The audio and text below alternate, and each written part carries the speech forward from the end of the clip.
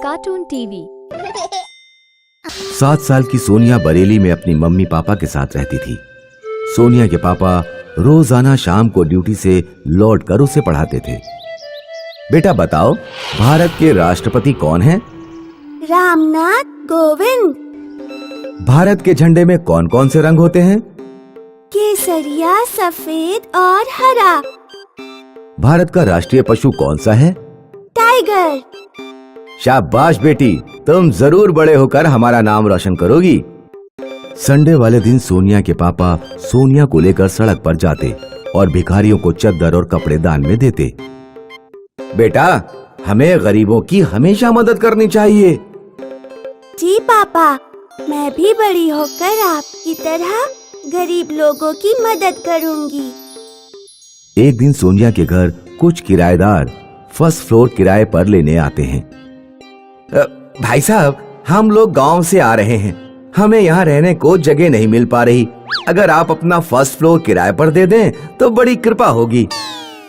हाँ, क्यों नहीं, आपको मात्र 5,000 रुपए किराया देना होगा। किराएदार 5,000 रुपए सोनिया के पापा को देते हैं और फर्स्ट फ्लोर पर रहने लगते हैं। बाद में पता लगता है कि जो पति पत्नी किराए पर रहने आए हैं वो दोनों वकील होते हैं। एक दिन अचानक से पुलिस सोनिया के घर पर आती है और सोनिया के पापा से कहती है, आप ये मकान खाली करें। ये मकान एडवोकेट ओम प्रकाश तिवारी जी का है। लेकिन ओम प्रकाश तिवारी तो हमारे किराएदार हैं। ये घर हमारा है। ये घर हमारा है, आप लोग हमारे यहाँ किराएदार के रूप में आए थे। आप तो बहुत ही बेईमान इंसान हैं। मैं कोर्ट में केस करूंगा। सोनिया के पापा एक वकील के पास जाते हैं, लेकिन वकील उनसे 1 लाख रुपए की फीस मांगता है। साहब, मैं इतनी फीस कैसे दे पाऊंगा? मेरी तो बस एक छोटी सी दुकान है, वही मेरी इनकम का स्रोत है। थोड़े बहुत पैसे किराए से आ जाते थे, लेकिन अब तो वो भी उन लोगों ने छीन लिए। देखिए, अगर आप मेरी फीस नहीं देंगे तो मैं आपका केस नहीं लड़ पाऊंगा। सोनिया के पापा फीस का अरेंजमेंट नहीं कर पाते और केस हार जाते हैं। मजबूरी में सोनिया की मम्मी, पापा और सोनिया को सड़क पर एक फुटपाथ के किनारे एक तंबू लगाकर रहना पड़ता है। पापा, उस आदमी ने बेईमानी से हमसे हमारा घर छीन लिया। मैं बड़ी होकर वकील बनूंगी और गरीब लोगों को न्याय दिलाया करूंगी। हाँ बेटा, मुझे पूरा विश्वास है कि तुम बड़ी होकर एक ईमानदार वकील बनोगी। धीरे धीरे सोनिया बड़ी हो जाती है और कॉलेज में LLB की पढ़ाई करने लगती है। लेकिन एक दिन सोनिया के पापा जब दुकान से अपने घर लौट रहे होते हैं तो उनकी एक कार से टक्कर हो जाती है और उनकी जान चली जाती है। बेटा, अब तुम्हारे पापा तो रहे नहीं। अब तुम अपनी पढ़ाई वगैरह बंद कर दो, मैं तुम्हारी शादी करवा देती हूँ। नहीं माँ, मुझे पढ़ना है। बेटा, जिद मत करो, अब तुम्हारे पापा भी जिंदा नहीं हैं। मुझसे तुम्हारी पढ़ाई का खर्चा नहीं उठाया जाएगा। सोनिया की मम्मी सोनिया की शादी एक गांव के लड़के से कर देती हैं, जो किसान होता है। सोनिया एक दिन अपने पति से कहती है, सुनो जी, मैं अपनी पढ़ाई जारी रखना चाहती हूँ। मैं घर का काम भी करूँगी और रात में पढ़ाई कर लूँगी। आप बस मुझे रोजाना मेरे कॉलेज तक छोड़ आए। पर गांव वाले क्या कहेंगे? यहाँ तो कोई भी लड़की इंटर के बाद पढ़ाई नहीं करती, सब अपने घर पर ही रहती हैं। मैं जानती हूँ, लेकिन किसी ना किसी को तो शुरुआत करनी ही होगी ना। आज मैं कॉलेज जाकर पढ़ाई करूँगी तो हो सकता है कि कल मुझे देखकर और भी लड़कियों को प्रेरणा मिले। तुम वकील क्यों बनना चाहती हो? सोनिया बचपन की पूरी कहानी अपने पति को सुनाती है। ठीक है, अगर तुम पढ़ना ही चाहती हो तो मैं तुम्हारा पूरा साथ दूंगा।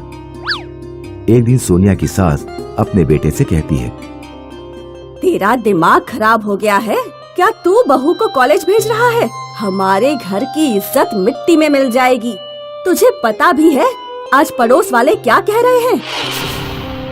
अम्मा, आस पड़ोस वालों की फिक्र मत करो। कल जब सोनिया कुछ बन जाएगी तो यही आस पड़ोस वाले हमारी और इज्जत किया करेंगे। और अपनी बेटियों को भी कॉलेज में पढ़ने के लिए भेजेंगे। सोनिया कॉलेज से वापस आकर घर का सारा काम करती, झाड़ू लगाती, बर्तन धोती और रात में जब सब सो जाते तो लैंप जलाकर पढ़ाई करती। जब सोनिया का LLB और LLM पूरा हो जाता है तो वो कोर्ट में प्रैक्टिस शुरू कर देती है और अपनी कड़ी मेहनत के बल पर कुछ ही दिनों में अच्छी वकील बन जाती है। गांव के लोग भी उससे कानूनी सलाह लेने आने लगते हैं।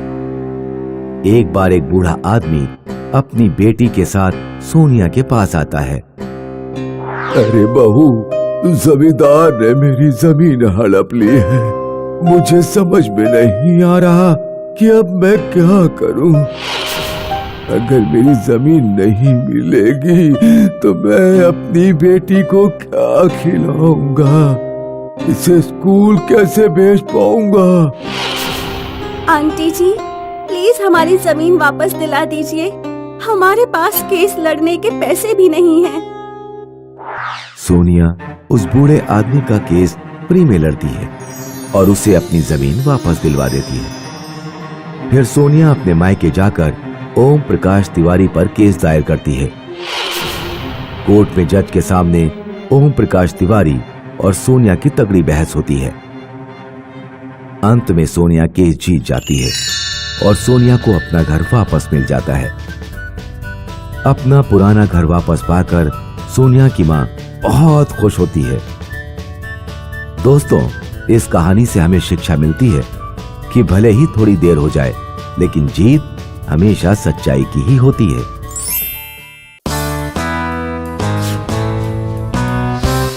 आज से 40 साल पहले बरखा रानी 5 साल की थी। बरखा, बोलो 2 एकम 2, 2 दूनी 4। 2 एकम 2, 2 दूनी 4। 2 तिहाई 6, 2 चौके 8। 2 तिया 6, 2 चौके 8। 2 पंचे 10, 2 छक्के 12। 2 पंजे 10। बस बस, काफी है। क्या हमेशा ये पहाड़े लगाए रखे हैं? तुम नहीं समझोगी बरखा, तुम जारी रखो।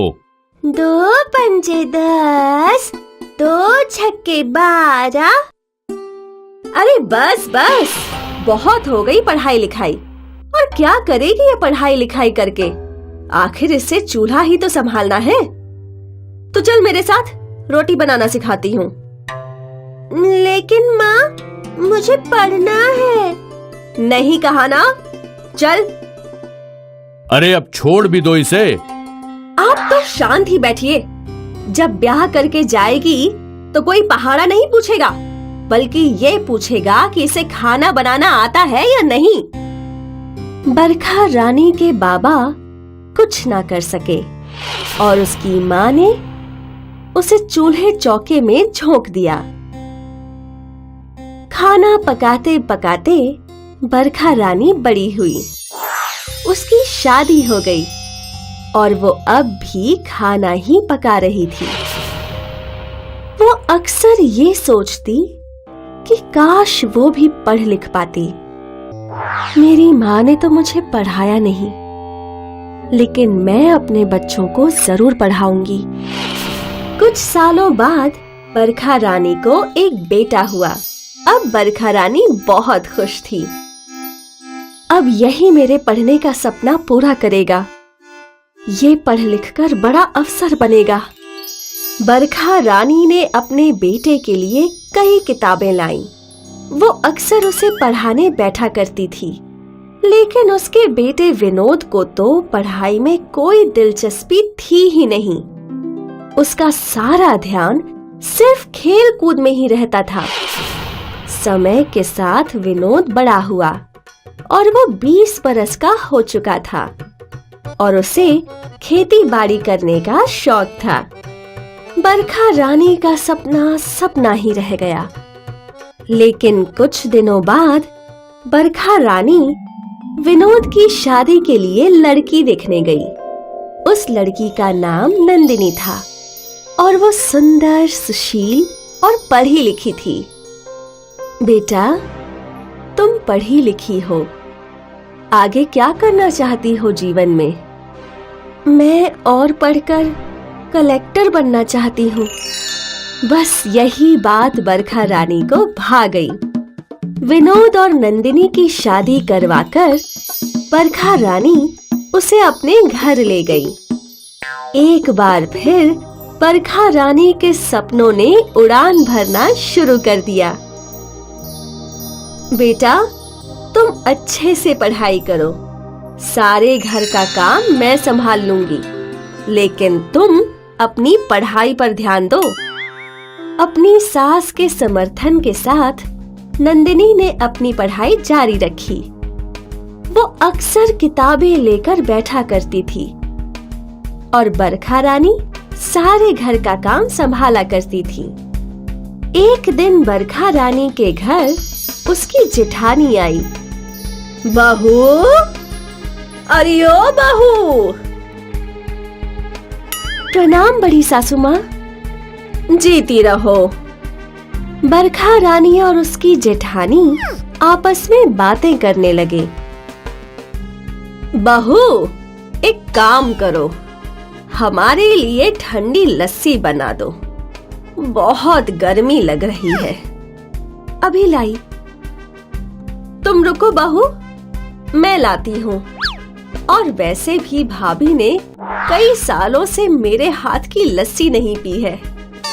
बरखा रानी लस्सी बनाने रसोई में चली गई और नंदिनी वापस अपनी किताबें लेकर बैठ गई। ये सब देख बरखा रानी की जेठानी चौंक गई। बरखा रानी लस्सी के 2 ग्लास लेकर लौटी। ये लीजिए भाभी। ये अच्छा नहीं है। क्यों? लस्सी में कोई गड़बड़? मैं लस्सी की नहीं, तुम्हारी बहू की बात कर रही हूँ। वो यहाँ मजे से आराम कर रही है और तुम सारा काम कर रही हो। एक बार इसे ऐसी आदत लग गई तो समझ जाओ, ये तुम्हारी कभी सेवा नहीं करेगी। नहीं भाभी, ऐसा कुछ नहीं होगा। और वो बेचारी आराम कहाँ कर रही है? वो तो पढ़ रही है। मुझे तो ये समझ में नहीं आ रहा कि तुम अपनी बहू को पढ़ा क्यों रही हो। मैं तो पढ़ नहीं पाई, कम से कम मेरी बहू ही पढ़ ले। जेठानी ने बरखा रानी को लाख समझाने की कोशिश की, लेकिन बरखा रानी ने उनकी बात मानी ही नहीं। एक दिन की बात है, बरखा रानी का बेटा उनसे बात करने आया। माँ, ये नंदिनी का पढ़ना जरूरी है क्या? क्यों? क्या हुआ? कुछ नहीं, गांव में सब लोग ताने मारते हैं कि मेरी पत्नी आराम करती है और मेरी माँ सारा दिन काम करती है। तू लोगों की बातों में मत आ। अच्छा ये बता, क्या मैंने तुझे कभी खेती बाड़ी करने से रोका है? नहीं।